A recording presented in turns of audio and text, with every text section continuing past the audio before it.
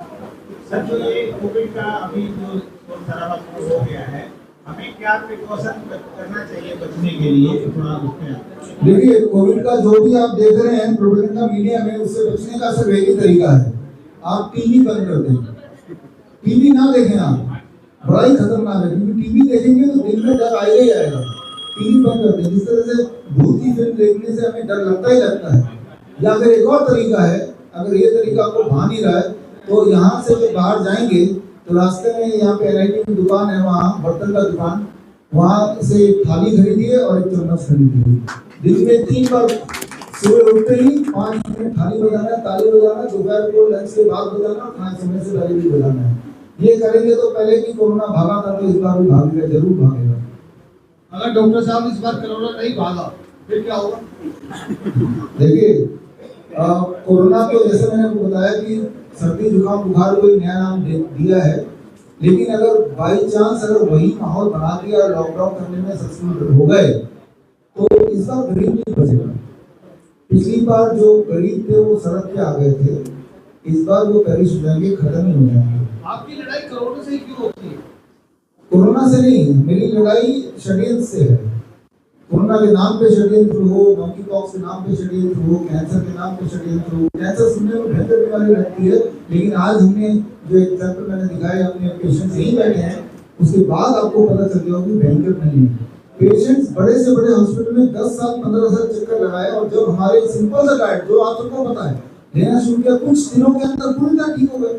अगर यही हॉस्पिटल पहले दिन ही बता दे कि आपको ये डाइट लेना है तो बात वही बन जाती है। तो मेरा जो लड़ाई है वो षड्यंत्रकारियों से है। जो डॉक्टर कोरोना के नाम पे खेल कर सकता है, ये क्यों लग रहा है आपको कि वो कैंसर के नाम पे खेल नहीं कर रहा होगा? क्यों लगता है?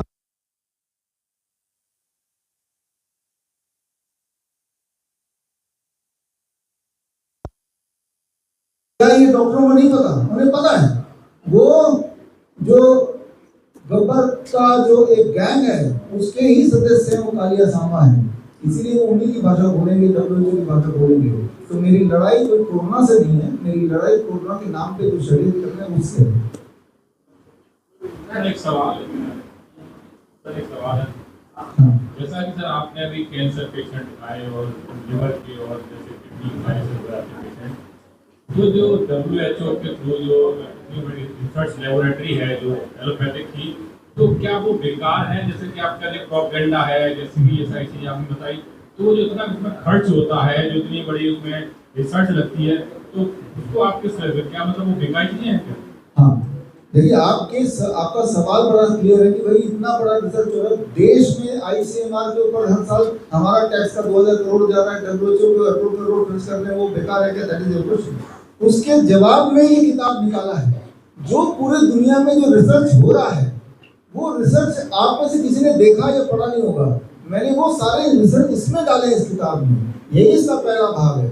रिसर्च तो हो रहा है नो डाउट, लेकिन उस रिसर्च का निष्कर्ष क्या निकल रहा है? क्या रिसर्च से ये निकल रहा है कि कीमोथेरेपी से कोई पेशेंट ठीक हो सकता है? रिसर्च से ये निकल रहा है कि कीमोथेरेपी करने से कैंसर बढ़ता है, रेडिएशन करने से कैंसर बढ़ता है, लेकिन वो रिसर्च आपने पढ़ी नहीं है। मैंने पढ़ी है, मैंने इस किताब में डाला भी है। तो उनके रिसर्च के हवाले से ही ये किताब निकाला हमने, इसमें वही सारे रिसर्च पेपर दिए हुए हैं। उनके रिसर्च से ही ये सिद्ध होता है कि कीमोथेरेपी से कैंसर बढ़ता है, डायलिसिस करने से किडनी फेलियर और तेजी से बढ़ती है, एंजियोप्लास्टी से हार्ट का पेशेंट और ज्यादा हार्ट की प्रॉब्लम आ जाता है। तो उनके रिसर्च के कंक्लूजन को ही हमने इस बुक में डाला है, वही वाला रेफरेंस देखिए। उनके रिसर्च में एलोपैथी में कोई भी एक दवाई नहीं है जिससे कोई भी एक बीमारी थोड़ी बहुत भी ठीक हो जाए, 100% नहीं, 1% ठीक हो जाए। अगर आप सबके सामने मैं चैलेंज को रिपीट कर रहा हूँ, कई बार पिछले कई महीनों से मैंने रिपीट किया, एलोपैथी में आप रिसर्च की बात कर रहे हो, कोई एक रिसर्च पेपर दिखा दीजिए जिसमें ये सिद्ध होता हो कि इस एलोपैथी की दवाई से ये बीमारी थोड़ी सी ठीक हो जाएगी। अगर ऐसा एक रिसर्च पेपर आप मेरे सामने लाएंगे, मैं 10 लाख रुपए दे दूंगा, ऐलान कर रहा हूँ, पहले भी ऐलान किया है। तो बोर्ड कंक्लूजन ये है, रिसर्च तो हुए हैं, लेकिन हमें रिसर्च होने से मतलब नहीं है कि उस रिसर्च का कंक्लूजन क्या निकला, क्या उस रिसर्च से एक भी बीमारी का क्योर थोड़ा बहुत भी वो सामने आया? द आंसर इज शून्य, नहीं आया।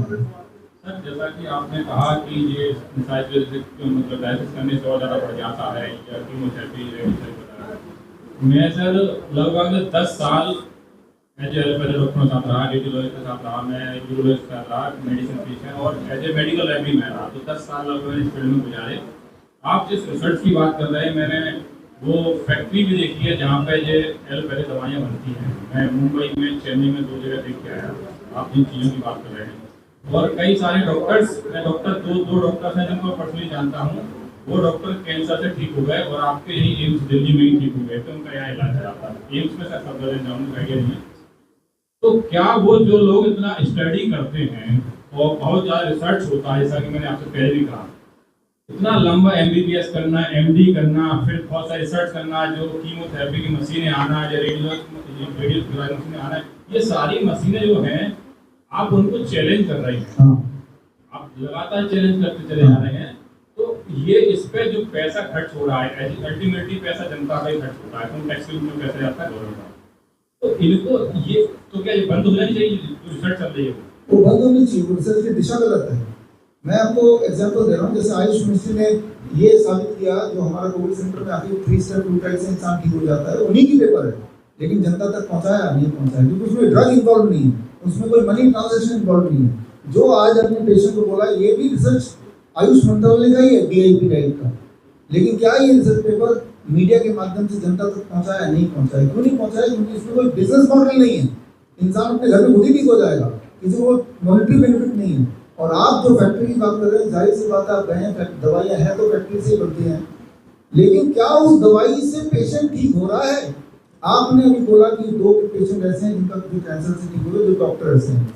मैं तो फिर रिपीट कर रहा हूँ, अगर ऐसा कोई 2 या 1 पेशेंट दिखा दो, वो कि ये रहा वो पेशेंट, ये रहा, और हमने की जो एलोपैथी में दिया वो डॉक्टर खुद ही बोल दे कि मैं कैंसर से कीमोथेरेपी से ठीक हूँ, यही लाइन बोल दे। हाँ, ये लाइन आप नहीं, वो बोलेगा।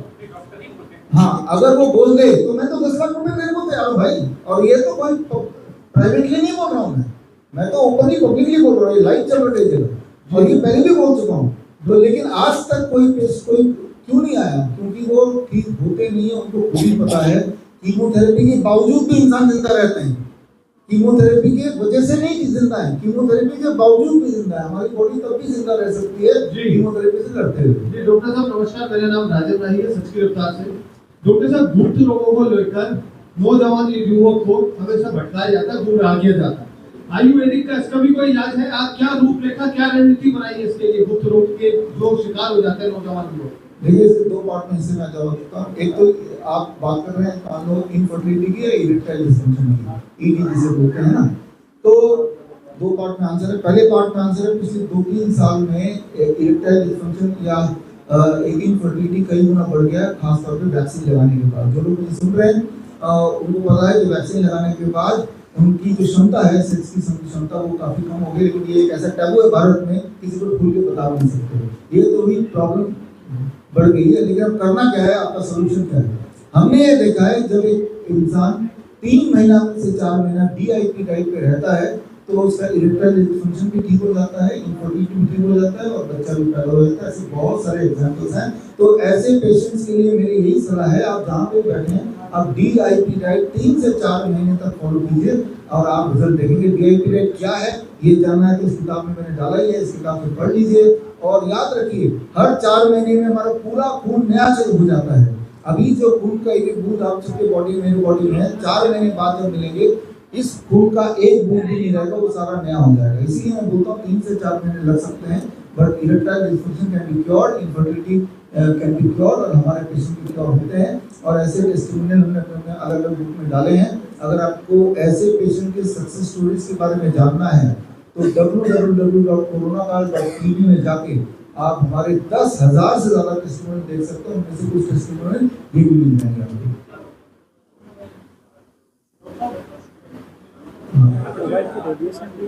डॉक्टर साहब, एक सवाल मेरा है, जैसा कि आपने बताया कि हर 4 महीने में खून मतलब दोबारा से बन जाता है, लेकिन कुछ मायनों में ये देखा जाता है कि जो कुछ लोग जैसे ब्लड डोनेट कर देते हैं तो उनमें काफी जैसे किसी को मतलब बुखार आ जाता है या उससे भी ज्यादा वो बीमार हो सकता है।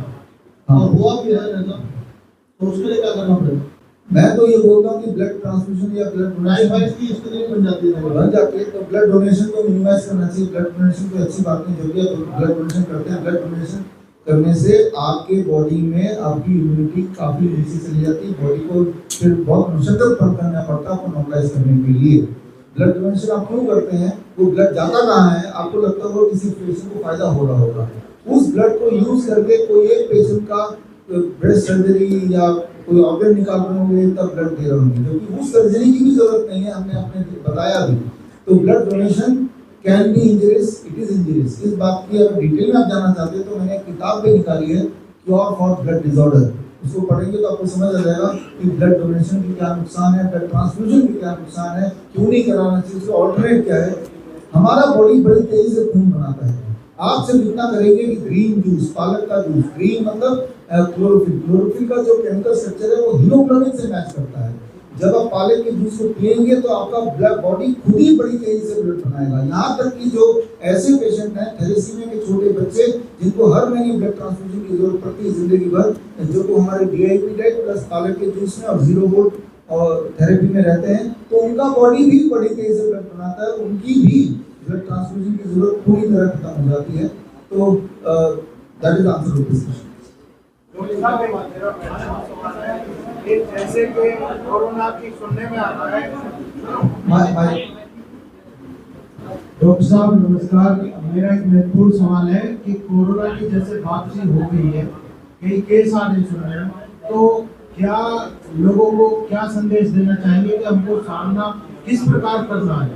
आपको कोरोना का टेस्ट नहीं कराना है। जैसे अभी हम लोग कितने लोग बैठे हैं? 1 2 3 4 5 6 7 8, हम 8 या दोनों मिला 10। अभी हम 10 के 10 हेल्दी हैं। अभी अगर हम 10 का कोरोना टेस्ट कराएंगे, हम 10 में से एक जरूर पॉजिटिव निकल आएगा। अगर मान लो ये जना पॉजिटिव निकल आएंगे, अब फिर इनके ऊपर इलाज शुरू होगा रेमडेसिविर का। इलाज शुरू होते ही ये बीमार पड़ जाएंगे वो रेमडेसिविर के पॉइजन की वजह से, और जब ये बढ़ जाएंगे तो लोग बोलेंगे देखो जी कोरोना का एक और केस आपका टीवी में आ जाएगा, प्रोपेगेंडा मीडिया में। तो करना क्या है? कोरोना का टेस्ट बिल्कुल मत कराइए, क्योंकि कोरोना का टेस्ट में every test can be corona positive.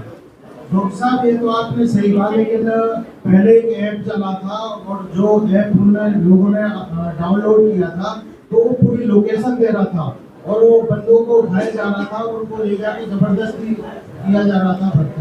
देखिए वो नौबत ना आए, इसलिए हमें सबको मिलकर संघर्ष करना पड़ेगा। याद रखिए, फ्रीडम आज़ादी मुफ्त में नहीं मिलती, संघर्ष करने से मिलती है। हर बात आप मानते जाएंगे, आप मानते रहोगे तो डर जाते हैं। अपने दिल की डर को हटा लें और संघर्ष करने को तैयार हो जाएं। जरूरी नहीं कि लॉकडाउन बोल दिया तो आपको मानना है, जरूरी नहीं कि मास्क बोल दिया तो आपको लगाना ही है, क्योंकि वैक्सीन बोल दिया तो आपको लगाना ही है, कोई जरूरी नहीं है। जो चीज झूठ है उसे झूठ को झूठ बोलना, गलत को गलत बोलना, ये आपका रिस्पॉन्सिबिलिटी भी है, ये आपका राइट भी है। सर मेरा एक क्वेश्चन है, सर आपने जैसा कि कहा ब्लड डोनेशन को थोड़ा मिनिमाइज कर दिया है। हाँ, सर तो उस टाइम पे ब्लड कहां से आएगा? जब ओटी छोड़ा होगा या कोई मतलब प्रेगनेंसी में रहेगा, उस टाइम उसको ओटी की जरूरत पड़ेगी। अभी मेरे हिसाब से एक्सीडेंट के मामले को छोड़ दें, जब हीमोग्लोबिन 3 तक पहुंच जाता है या 2 तक, जितने सारे ब्लड ट्रांसफ्यूजन की जरूरत अभी है वो एक्चुअली वो सर्जरी की जरूरत ही नहीं है, जरूरत ही नहीं है। पहली बात तो मैं तो सर्जरी के पूरे खिलाफ हूँ कि कभी भी सर्जरी मत कराइए। बॉडी को जिस तरह से भगवान ने भेजा है उसे डिस्टॉर्ट मत कीजिए, उसे खोलिए मत। तो सर्जरी अगर एक्सीडेंट हो गया तो अलग बात है, बहुत सारा खून बॉडी से निकल गया, उसी वक्त खून भरना तो अलग बात है। उसके अलावा हॉस्पिटल में जो एक्सेस सर्जरीज होती हैं जहाँ पे ये ब्लड यूज होता है, वो सर्जरी से 2 नुकसान होता है। एक तो जो सर्जरी जिसका करना है उसको नुकसान हो रहा है, और जिसका ब्लड लेके कर रहा है उसने ब्लड दिया जिसकी जरूरत नहीं थी उसको भी नुकसान हो गया। तो एक्सेस सर्जरी की जरूरत की वजह से इतना ब्लड जाता है। सर हॉस्पिटल में गलत कर रहे हैं, वो ओटी करके प्रेगनेंसी। हाँ, आप बताइए जो सर्जरी है कौन सी सर्जरी की जरूरत है? नी रिप्लेसमेंट, हिप रिप्लेसमेंट, क्या जरूरत है? कि किडनी निकाल दिया, लिवर ट्रांसप्लांट कर दिया, क्या प्रेगनेंसी की जरूरत है? बात कर रहा हूं मैं यहाँ पे। प्रेगनेंसी में से होती होती है तो उसको हॉस्पिटलाइज किया जाता है, उस टाइम पे तो ओटी की जरूरत पहले से नहीं, देखिए प्रेगनेंसी की बात कर रहे हैं, पहली बात तो ये समझ लीजिए क्या प्रेगनेंसी कोई बीमारी है? बीमारी तो नहीं है। आज भी हमारे भारत में 70% बच्चे घर में पैदा होते हैं। ऐसे ऐसे गांव हैं जहां सड़क आज भी नहीं है, ये वाला इंटरनेट भी नहीं है, ये सब लाइट भी नहीं है। जानवरों के बच्चे सड़क पे ही पैदा होते हैं। इसको एक बीमारी का रूप देके हाई फाई हॉस्पिटल बना के जबरदस्ती सिजेरियन करके आप ऐसा माहौल बना देते हैं जहां एक इंसान को एक प्रेग्नेंट वुमेन को बहुत सारा स्टेरॉइड खिला के बार बार अल्ट्रासाउंड करा के उनकी ऐसी हालत कर देते हैं कि तब सिजेरियन करना है, तब ब्लड भी चाहिए, वो माहौल बना देते हैं। अदरवाइज प्रेगनेंसी एक नेचुरल फिनोमिना है। जो पृथ्वी में जो भी जानवर आए, जीव जंतु आए, सब में प्रेगनेंसी नॉर्मल है, तभी हम पैदा हुए हैं। सर इसमें क्राइटेरिया फिक्स कर दिया गया है 9 महीने, तो ये सही है या गलत है? किस चीज का क्राइटेरिया नॉर्मल है? प्रेगनेंसी का जो क्राइटेरिया फिक्स कर रखा है कि 9 महीने में बच्चा पैदा होना चाहिए, क्या ये सही है? आप तेज करने की कोशिश करो, हम भी कोशिश करेंगे।